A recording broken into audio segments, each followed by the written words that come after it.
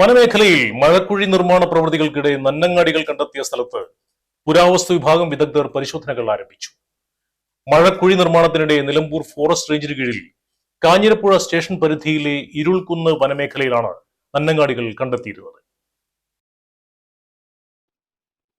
പുരാവസ്തു വിഭാഗത്തിന് പരിശോധന നടത്തുന്നതിന് വനം വകുപ്പ് അനുമതി നൽകിയതിനെ തുടർന്നാണ് വിദഗ്ധർ സ്ഥലത്തെത്തിയത്. ആർക്കിയോളജി വിഭാഗത്തിൽ നിന്നുള്ള 10 അംഗ സംഘമാണ് പരിശോധനകൾ നടത്തുന്നത്.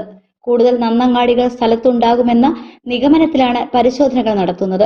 മഴക്കുഴി നിർമ്മാണം ഇവിടെ നിർത്തിവച്ചിരിക്കുകയാണ്. Excavation assistant Vimal Kumar, research assistant doctor PN Arya, T Jeena, MC Suja തുടങ്ങിയവരുടെ നേതൃത്വത്തിലാണ് പരിശോധനാ നടപടികൾ വിലയിരുത്തുന്നതിനായി വനപാലകരും ഇന്ന് സ്ഥലത്തെത്തിയിരുന്നു. Nilambur range officer KP Jinesh, SFO Ratheesh, BFOമാരായ മനു P രതീഷ് എന്നിവരാണ് സ്ഥലത്തെത്തിയത്.